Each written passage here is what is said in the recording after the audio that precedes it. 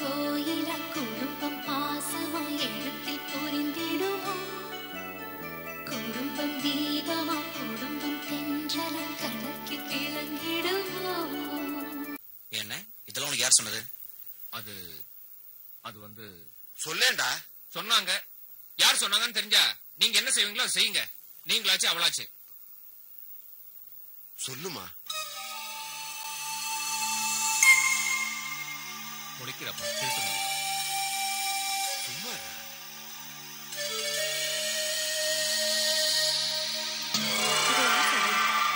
அன்னைக்கு அந்த பையன்கிட்ட சொன்னது எனக்கு அந்த பையனுக்கு தான் தெரியும், சௌந்தர்யாவுக்கும் தெரியும்.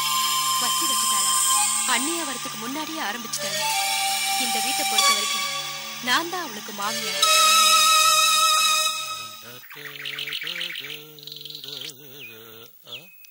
என்ன முத்தையா சௌக்கியமா? சௌக்கியமா இருக்கேன் சாமி. உன் பொண்ணுக்கு எதுவும் வரணுமே இல்லையாமே? ஆமா ஆமா. திருமணஞ்சேரி போயேன், மாயவரம் போ. போயிட்டு வந்துட்டேன். செவ்வாய் தோஷம் இருந்தா இங்கெல்லாம் போகாது. தோஷம் எல்லாம் ஒண்ணும் இல்ல.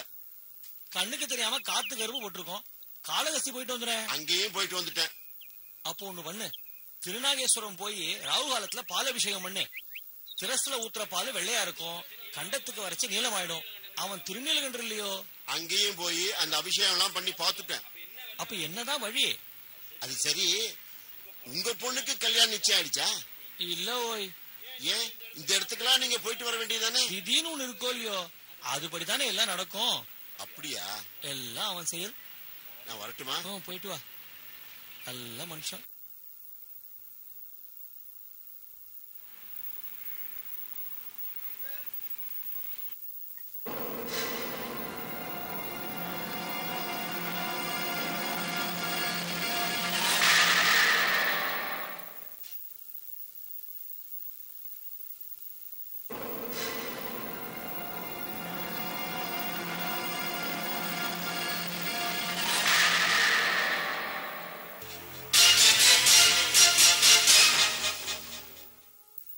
அம்மாடி அர்ச்சனா, நான் உன் அளவுக்கு படிச்சவ இல்ல.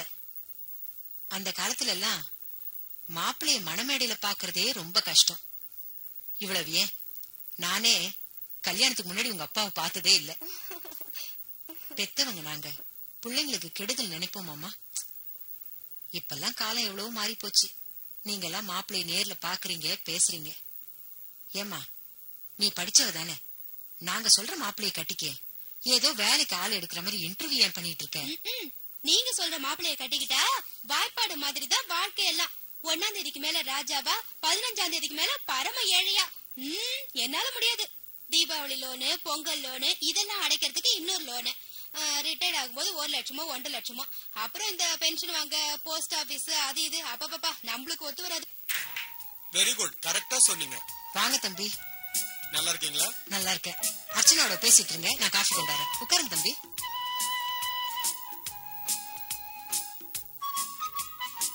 பேசுங்க.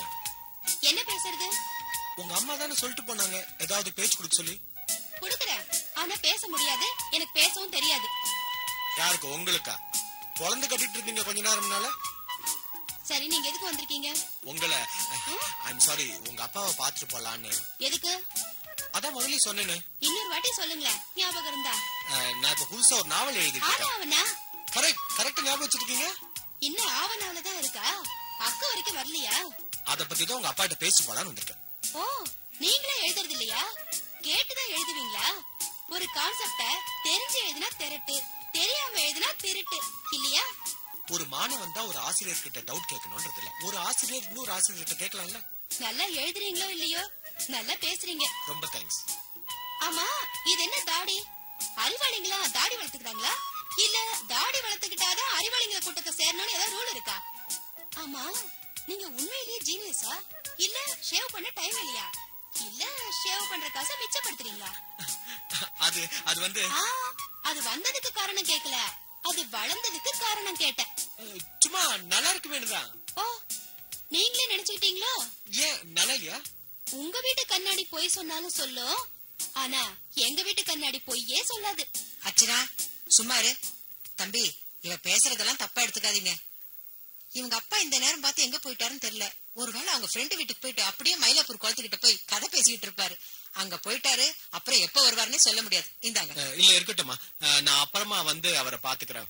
ஹலோ, கண்ணாடி கேட்டீங்களே? பாருங்க, உங்க வீட்டு கண்ணாடியை விட நான் உங்களை நம்புறேன். நான் வரேம்மா. அம்மா, சரியான வாளு. அந்த காஃபில கூட என்ன ஸ்பெஷலா?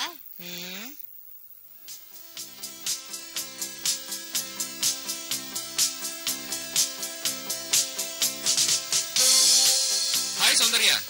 ஹாய்.